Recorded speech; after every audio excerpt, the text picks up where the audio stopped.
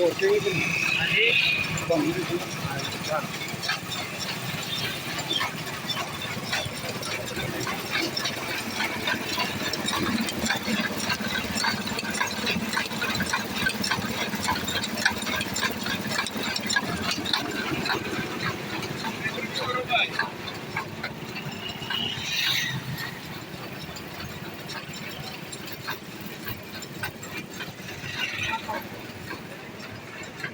ਅੱਧਾ ਪਾਗਲ ਹੋ ਗਿਆ ਡਾਕਟਰ।